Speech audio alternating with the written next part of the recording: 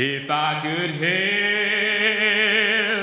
somebody as I travel along, if I could help somebody with a word of song, if I could help somebody from doing wrong, then my living will not be in vain. Then my living will not be in vain. Lord, my living will not be in vain. If I could help somebody as I travel along, then my living will not be in vain.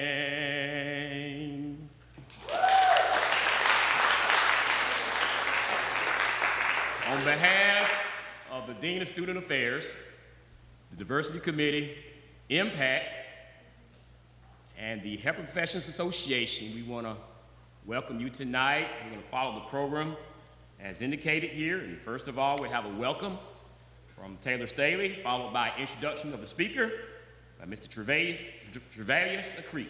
So they'll come in this order. Thank you again for coming tonight.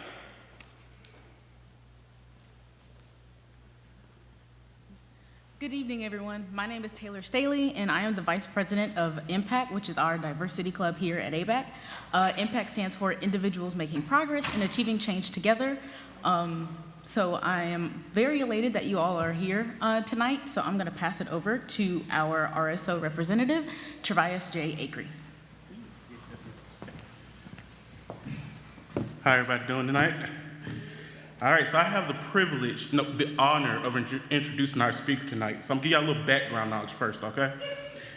Dr. Barbara Harris-Combs, who has her JD and PhD, is professor of sociology and chair of the Department of Sociology and Criminal Justice at Kennesaw State University. She serves on the Scholarly Advisory Board for the Gilder Lechtman Institute of American History, and she has also served as facilitator of the Cleveland Humanities Collaboration's 2022 Ansfield Wolf Summer Seminar. Dr. Combs is the author of From Selma to Montgomery, The Long March to Freedom. Her current book, which is what we're here to hear about tonight, is called Bodies Out of Place, Theorizing Anti-Blackness in the U.S. Society, which was released in the year 2022. And she loves people, books, and is committed to racial and social equality. Okay, so now we got all that background knowledge out the way. I just want to tell you about the beautiful, beautiful soul that I got to have lunch with today. Earlier today, we sat down at lunch, and she was, just eating her salad and her chicken because she was determined to get both those plates in. And we were going to pay for the meal, we were going to eat it today. But we were talking, and she was telling us a story of how when COVID happened, her mother fell ill, and her sister fell ill as well, and she started to think to herself, what can I do to get my voice out there? I don't want to leave this place without having an impact on this world, which really drove her studies and drove her putting out and publishing her works. And after hearing those stories, it really made me think about it and consider it myself. What is it that I can leave into this society? What is it that I can put in? And she really inspired me to continue to push, despite all the adversity I might see, despite all that I may be going through, no matter how many people or things may have against me. Time is very precious, and we must use our time to put out the things in the world that we want to see change. So without further ado, I won't hold y'all much longer. It's my honor and privilege to introduce our speaker, Dr. Combs. Y'all give her a hand clap.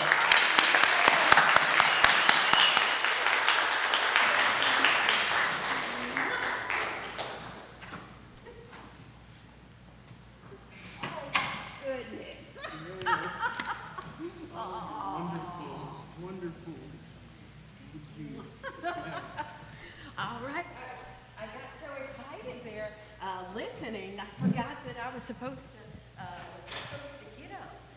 You all have, as I am sure you already know, absolutely wonderful, wonderful people here. I thought I knew hospitality until I met Dr. Rivers. And he takes it to an absolute next level. And I am in love with your students. So I thank you all for the opportunity to be here tonight and to talk a little about my research. I'm going to try it without the mic and see how my voice carries. They're going to get me. Does my voice carry? Oh, is it okay back there? Are you okay? I would rather you use it for the live stream. All right, all right. Oh, there's a live stream. See, didn't realize. My apologies. All right, so as has been said, my name is Barbara Harris Combs, and my book, Bodies Out of Place, Theorizing Anti-Blackness in U.S. Society, came out in September of this year. It's work that I have been working on for a number of years, but it starts with this idea. If we recognize that racism is an adaptable and changing beast, right? It wants to sustain itself. Ooh, I've got somebody's phone. Who is? It's yours. No problem. If we recognize that racism wants to sustain itself, it's an adaptable and changing beast, then why aren't we looking and developing new theories to help us make the invisible visible? And so I started musing and thinking about that. At the time, I was working at the University of Mississippi, an institution steeped in its own history, entrenched history of racism. And there's a beautiful tree there, a legacy tree, and that idea of the roots, it really stuck out to me. And so the theory that I come up with is a modified, kind of grounded theory. And so it emerges from my own philosophical beliefs, from data collection, observations that I've done, and then trying to reconcile those. But I start with this concept that place is an under-theorized, underexplored variable in social scientific literature. Now, certainly geographies interact with place all of the time. So if you think about place and how deep it is as a concept, think about the idea of going into a classroom and you go to your favorite seat because you're like, that is my seat, right? That's my seat. We say things in our vernacular like a woman's place, right? And so this idea of place is both a geographic place certain, but it is also a social construct about who belongs where, with whom, and at what time. And so I really started to interrogate place again, as this geographic construct, because at the time I was working at an institution that had this big history of racism. But what I started to realize and reconcile was the idea that places like Mississippi are used by the rest of us as an excuse. We say, oh, all of the racism or sexism or homophobia that exists is resident in that place. And then we fail to interrogate ourselves. We fail to interrogate our own lives, our own social situations. And so, again, I look at it both as this geographic place certain, but also as social relational place, as to who belongs where, with whom, at what time. And so early on, I talked about the concept of racism, but as time emerged, it really, the language seemed imprecise. And so So I started talking, and a number of scholars discuss instead the concept of anti-blackness. And this definition of anti-blackness I take from a scholar. It was a piece she originally did in the Washington Post, and I borrow it from, it was reproduced at the National Black Cultural Information Trust. And so this definition of anti-blackness will just lift out some. Anti-blackness is the manifestation of racist, prejudiced beliefs, ideologies that are hostile towards people of African descent. They're dehumanizing, false narratives. They also rely on the historical erasure of African and African-descended people. I also want to be clear, as the last sentence here states, anti-blackness can be perpetrated by any ethnicity or racial background, including other black people that have embraced white supremacist ideas. And so the original title for my book, as I was working on it, was Blackout. And at the time, just before it was time for publication, there were a couple of books that came out with the title Blackout. One really aptly titled, it was a collection of short stories by black queer people. So the publisher said, we need another title. And so I went to the name of the theory that I devised, Bodies Out of Place. But still, this concept that I call blackout is a part of, is rooted in the book. And so blackout is a process, and we've got some copies of the book if you want available for sale in the back. But at page 13, I talk about this concept of blackout. The process I outline and describe in the book as blackout. Black bodies are often welcome in physical and social white spaces. However, a black embodiment, a black presentation of self, a black pride that says, I'm going to wear my hair natural, and I'm going to wear, if it's big earrings, and I'm going to embrace and fully bring myself to the space in the same way I would if I were in an exclusive black space. So black embodiment is what is not welcome.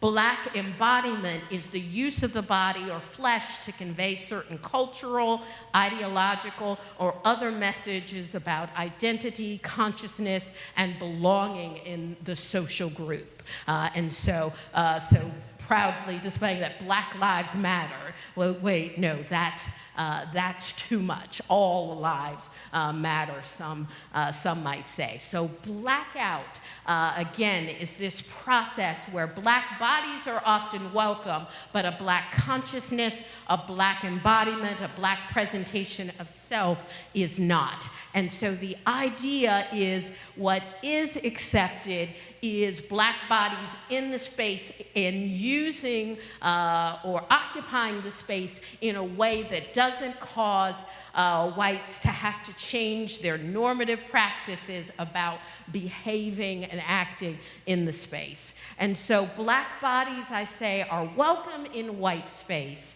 as long as there are not too many, right? Too many black folks and challenging, well, wait a minute, this space is ours. Black bodies are welcome in white space so long as we do not challenge, disturb the normative sensibilities or practices in the space. Black bodies are welcome in white space if performing stereotypical functions at stereotypical times.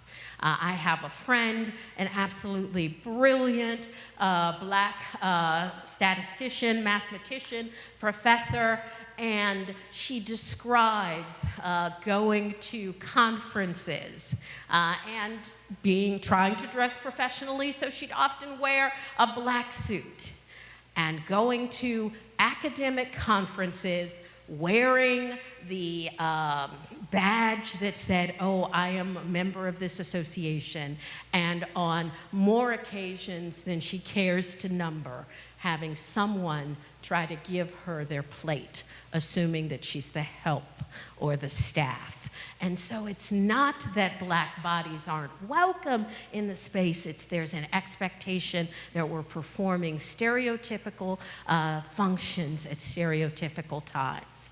So when I was at the University of Mississippi, and I want to be very clear, so wonderful people there. I just did a talk there a couple of weeks ago.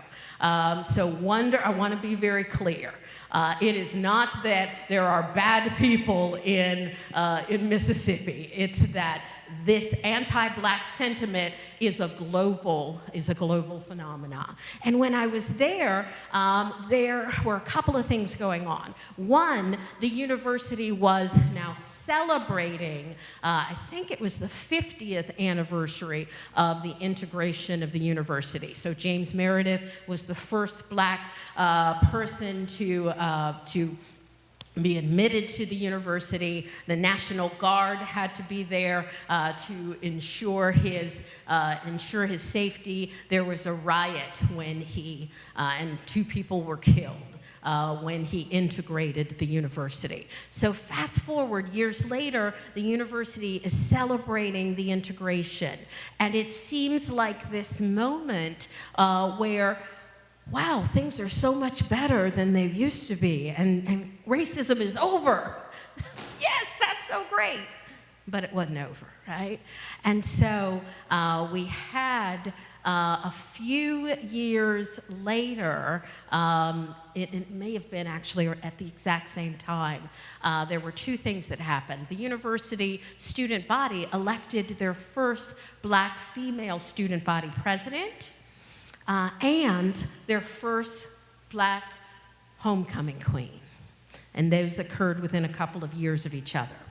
And so when that narrative of progress, look, isn't this great, happened, and it was great. But what people didn't talk about is that the young black woman who was elected student body president went out with some friends to celebrate into a space called the Square, and as she was coming into the restaurant, another student, a young white man, said, "You're that first in president, aren't you?" He used the word. So progress is understand that we have to tell a whole story, a complete narrative. This beautiful young woman there was attacked. She was attacked with a vitriol on social media because it was presumed, how could she win against this other young lady? How could she beat out this other woman?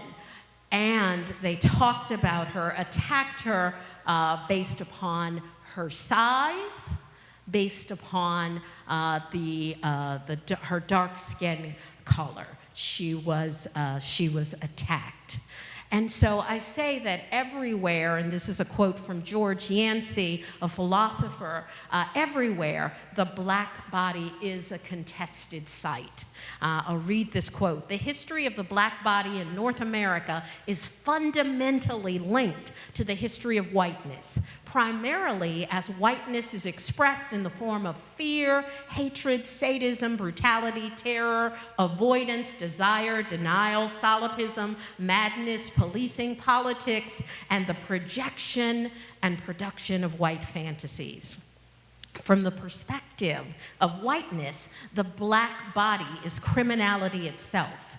It is the monstrous. It is that which is to be feared and yet desired, sought out in forbidden white sexual adventures and fantasies. It is constructed as a source of white despair and anguish, an anomaly of nature, the essence of vulgarity and immorality. The black body is deemed the quintessential object of the ethnographic gaze." So for me, As I started to muse about this, it was the first election of Barack Obama that was accomplished by a coalition of minority voters that really created what I consider to be a cognitive shift, a mental shift in the minds of Black persons like myself. And so at 57 years old now, so then a few years younger, I had always in my lifetime said and heard people, younger, older, all along the continuum say, there'll never be a Black president elected in my lifetime. And so when it happens, again, this cognitive shift that expands the places and spaces to which now in our minds we think we belong. Because understand that the subjugation of any population is only able to be accomplished in part by the fact that subjugated bodies,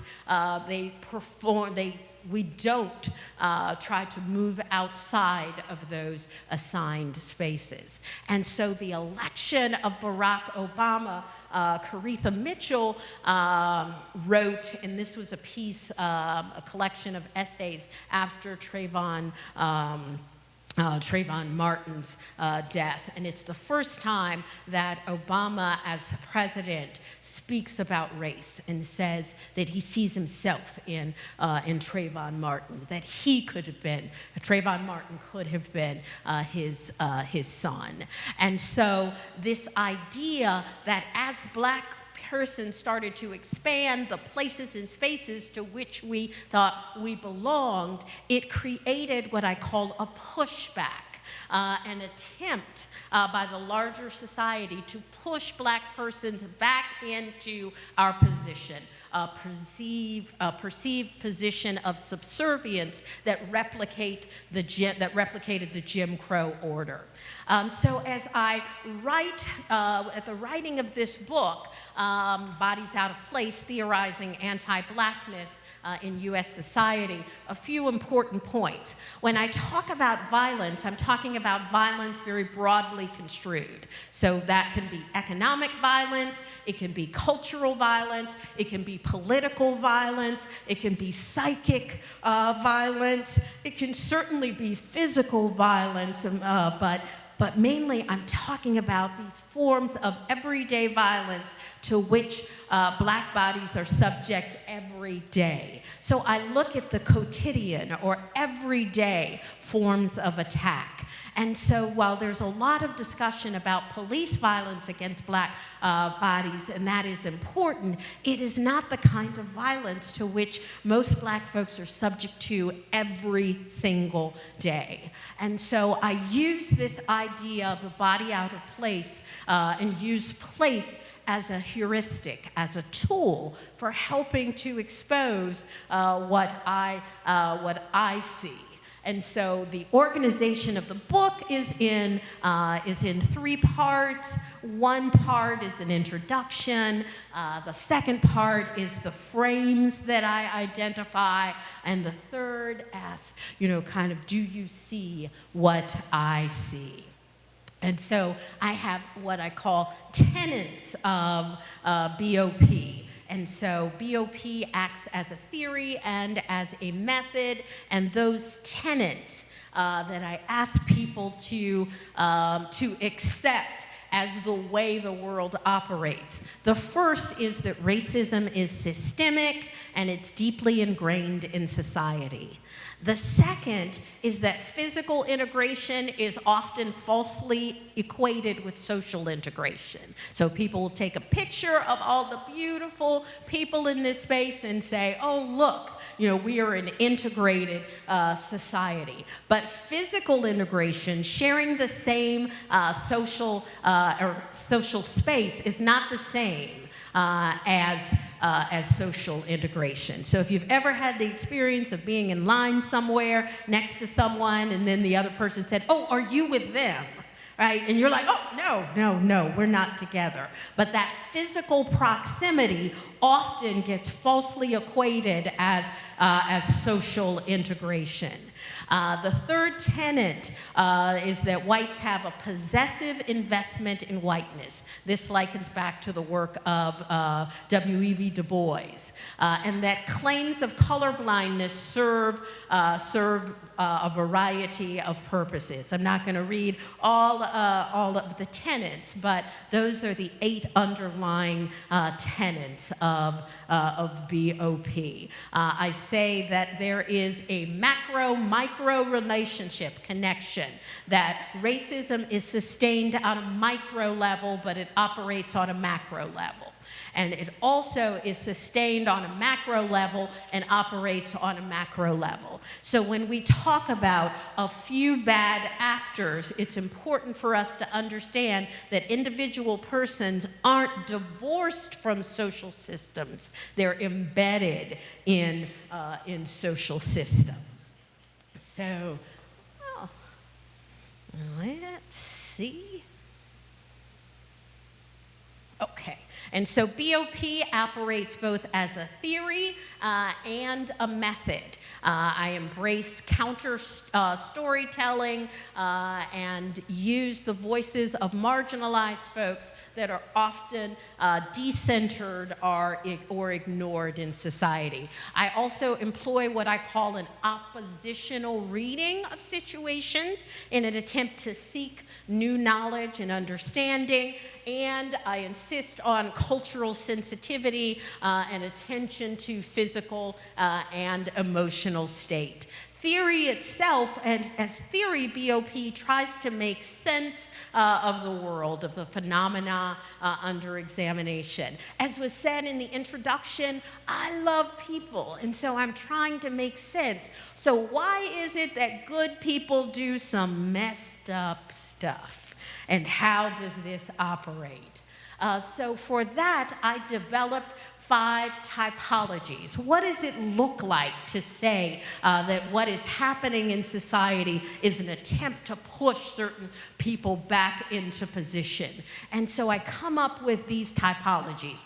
The first I call the historical fear factor. And so you will hear in that historical a nod to hysterical. And we have many stereotypes of how black persons are. And so I, as a black woman, there are stereotypes of the Jezebel, or stereotypes of the angry black woman, or an asexual mammy type. Stereotypes of black men suggest that you have like a black Sambo, or you have this idea that black men are dangerous, criminal, or going to rape white women. And so it's important to lean into that and to understand the concept of this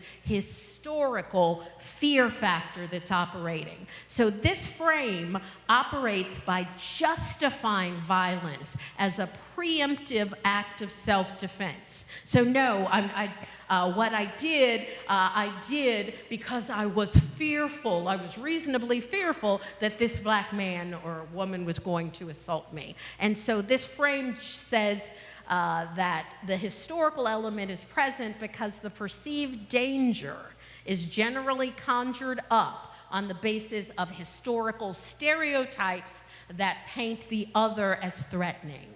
I look at a number of cases, but the one that always gets me is Jonathan Ferrell, who was a young black man, 23 years old. He had played football at FAMU, moved to North Carolina with his girlfriend, fiance. One night he was out with some friends, dropped them off, and then got into an accident. He's new to the area, and he's in some ditch and woods. He kicks his way out of the car, and he makes his way to the first house that he finds. He knocks on the door. The woman answers the door, right? Because all the would-be criminals and rapists knock knock on the door, right? So he knocks on the door. She answers. She has a baby in her hand. She's a young white woman. She sees him, closes the door in fear, and then calls 911. And so the young man, Jonathan Farrell, remains on the porch area for a while, talking to her, saying he needs help. It's disputed what he says, but in my counter reading, if you're going to remain on the porch there for some time, it's not because he's trying to assault her. It's not because he's trying to rape her. When the police come some 10 minutes later, he runs to the police, because all would-be criminals run to the police, right? So he runs to the police, and the police officer, one of them, shoots him some 12 times, hitting him about 8 times, and he dies. And the police officer is acquitted. No wrongdoing, right? And so it was this idea that he was a danger, and that narrative was supported. The second frame that I uncover is what I call presumed criminal. So the presumed criminal typological frame operates as follows. Black bodies are suspicious, so you start out as suspicious. Forget what you learned about the presumption of innocence. Black bodies are suspicious until proven otherwise. And because you're suspicious, because of that, you're properly subject to constant and heightened surveillance. The presumption of malevolence, the presumption of being a bad actor makes it acceptable then to call in state-sanctioned actors like the police for routine acts like shopping, walking, driving, etc. The frame demonstrates how once the presumption of criminality is invoked, any resistance to authority only heightens the presumption that you are criminal actor and is used to rationalize and justify a carceral response. So for this, some of the frames overlap, and I'm going to come later to a student, Martise Johnson, and we'll look at that. The third frame is called Massa Has Spoken.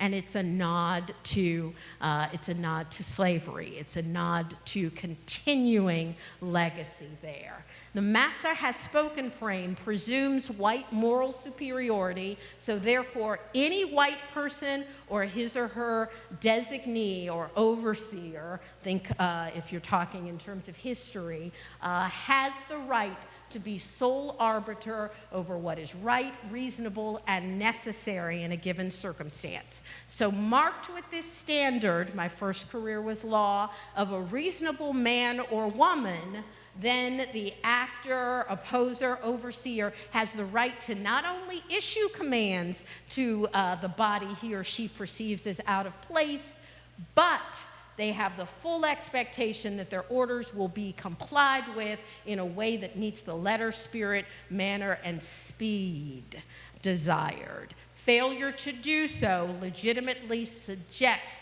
the dominated body to violence.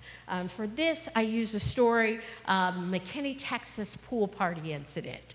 And so Craig Ranch community in McKinney, Texas, this is around 2015. It's just in the first days of summer. It's a largely white community with a small black population, and there was a pool party. Several teens had invited others to a pool party, and you're only supposed to have so many guests there. And so some teens started jumping the gate to get into the pool area. Police were called. There are about 8 cars that come out, and in part of the police response, this officer, Officer Casebolt, who has his hand on his gun, told this young black woman, Dejaria Becton, 14 years old, clad in a bikini, because everyone can hide their weaponry in a bikini, right? And so she's clad in a bikini. He tells her to go home. She starts walking, turns back towards him and says she wants to get something, and he straddles her in her bikini, straddles her for over 2 minutes. And when some of her friends try to come to her defense, he pulls a gun on them. Massa has spoken. I told you to go home. And so he believed that response to be legitimate. And all of the other police officers there and all of the other adults there, no one told him, no one spoke up and said, get off of her. Only the children did. It's inappropriate for you to do this. The fourth frame is you don't belong here. You don't belong here. And this frame relies on fixed ideas about where certain people belong, when they belong, with whom they belong, in order to promote white supremacy. And so a number of cases I look at, you know that I am at Kennesaw State University outside of Atlanta. We have a Marietta campus, and there was a case in Marietta, a young black man who worked in an after-school program and had developed a relationship with one family. He was driving two white young people home, and someone saw him with the children in his car at a gas station, called the police stopped him, and he was accused of kidnapping the children. Because what are you doing with those children? They don't belong in that proximity to you. You must have gained access to them by some illegitimate means. And so I said I would return, because this overlaps with the presumed criminal frame, I said I would return and discuss Martise Johnson. I'm not sure if you can see his bloodied and gashed face here. Martise Johnson was a student at the University of Virginia, and he had done everything right. They told him that if black young men who are attacked, it's because their pants are, they're not wearing their pants right, or they're somehow bad actors. And he too kind of believed that, and he did everything right. He was an honors student at the University of Virginia, heading to law school, and he went out one night, I think it was St. Patrick's Day, with some friends to a bar near the University of Virginia. And the Alcohol Bureau Control people who have police power asked him for his ID. He showed his ID. And I will say, it wasn't a fake ID, but what could be more common than a fake ID in some college students? Even if it was, does it justify this? So he gave his ID. His mother had recently moved, and when they asked his address, he couldn't remember which one was on the ID. And their response was to jump him, he was bound at his arms, shackled at his legs, and had a huge gash. And while this is going on, while they're attacking him, all he can be heard saying over and over again is, "But I go to UVA, but I go to UVA." And I know what that was. It was a claim to belonging in the space. He said that day he was robbed of the fiction that success could help him to rise above racism in society. He was robbed of that fiction. He was telling him, "I'm not that kind of person that you said. I belong. I go to UVA." So this idea, you don't belong here. The fifth frame is, it's all white space. We just let you use it sometime.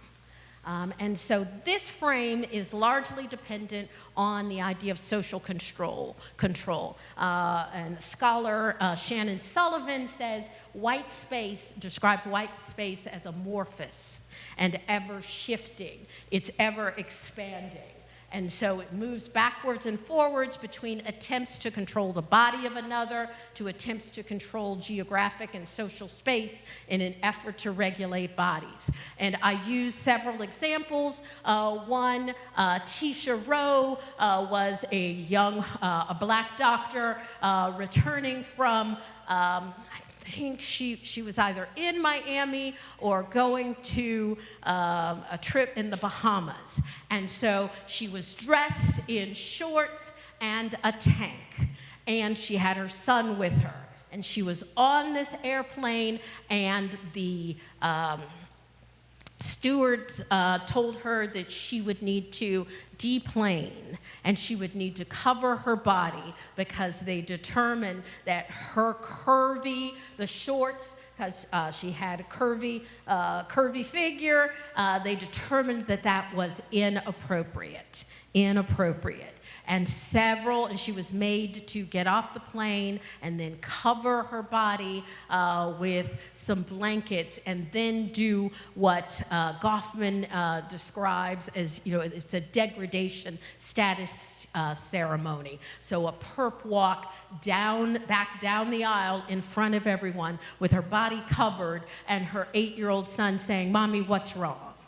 And so as others on the plane asked her about it, white women wearing similar outfits said, "Well, I don't understand. They didn't say anything to me.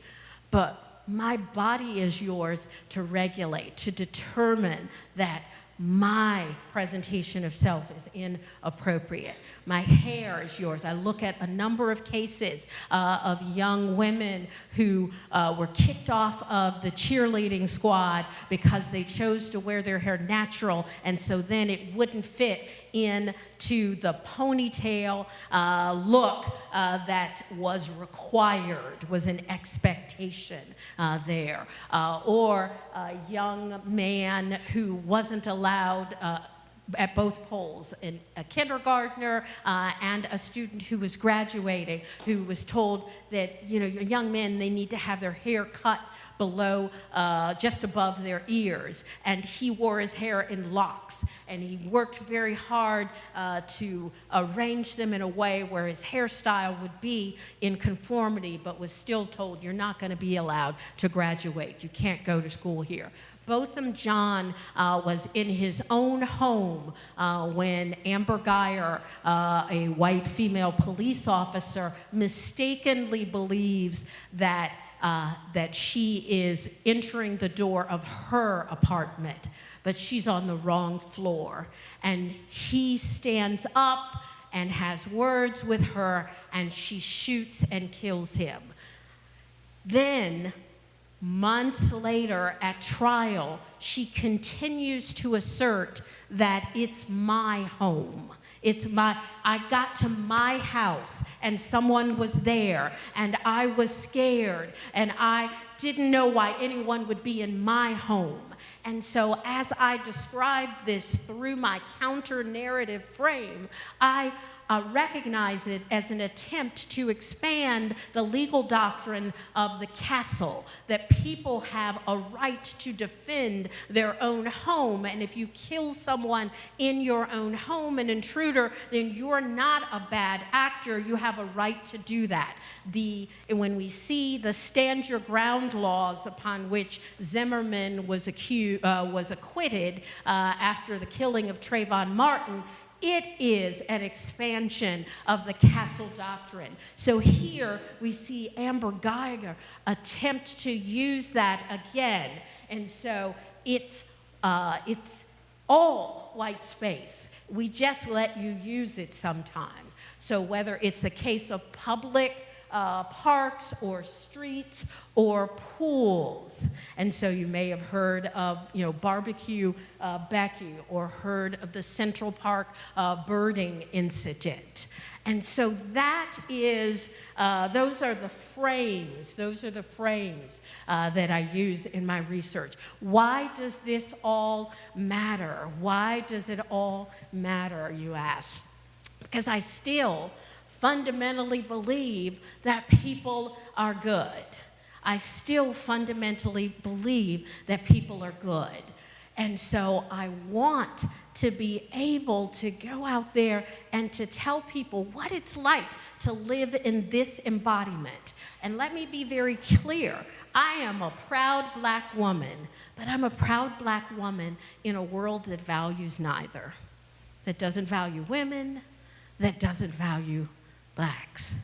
And so at the intersection of that, I recognize that if in this embodiment I've had these experiences, and many of us just take a stiff upper lip, like, okay, I'm just going to put on my smiling face and just make it through the next day.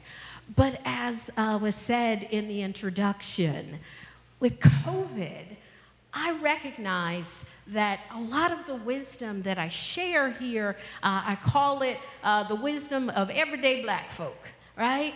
It's just what we know, the things that you know that you have to contend with to navigate space safely, to arrive from point A to point B safely. There was a short story that I read years ago. I think it came out in the 70s. Brent Staples' Black Men in Public Space. But it still is poignant today.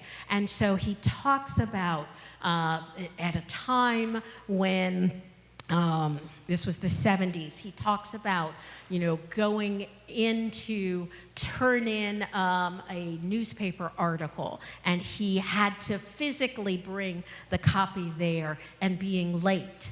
And so he was running through the office, and he recognized that security was after him, and they didn't know who he was. And he had to run faster because he had to get to somebody who could vouch for him, who could say, he's okay, he's not that dangerous kind of person. So this is the everyday wisdom of black folks in navigating space and arriving safely. But I realized that if I didn't share it with others, I couldn't hold folks responsible for not understanding. And so I share it, and the last thing I want to say before turning it over for Q&A is, why does all this matter? Well, as a society, we have condemned overt racism, overt white supremacy. And so it is, people will sign that petition and say, no, it is not appropriate to use the N-word. No, it is not appropriate to have swastikas. No, it is not appropriate to lynch. So overt white supremacy has been condemned, but yet covert white supremacy is still socially acceptable.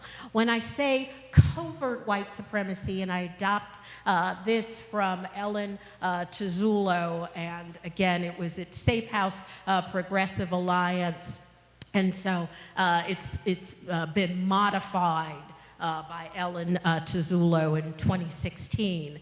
And so what is covert, socially acceptable white supremacy still operates in society. And it looks like, don't blame me, I never owned slaves. It looks like color blindness. It looks like blaming the victim.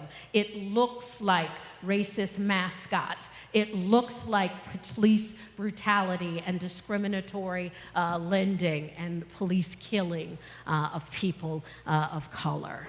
And so I have a chapter. I say, when we know better, hopefully we do better. But I'm also quite cognizant, and I have a chapter that's a nod to a sermon that Martin Luther King did, and talking about sincere ignorance and conscientious stupidity.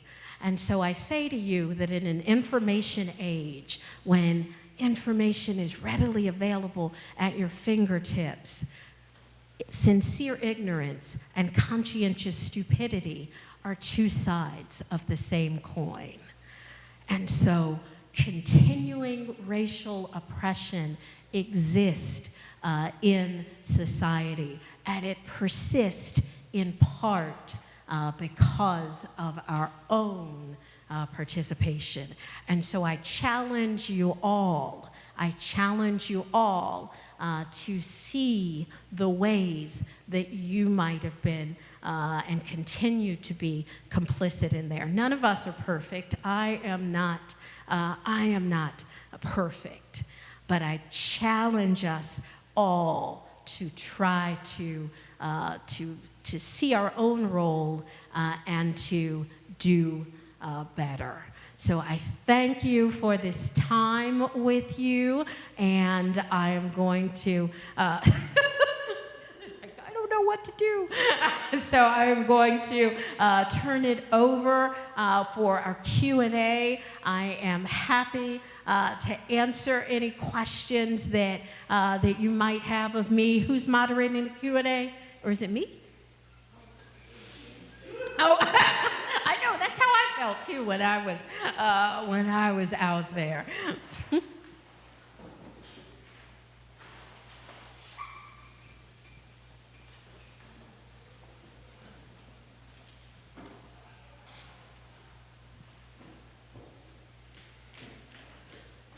All right.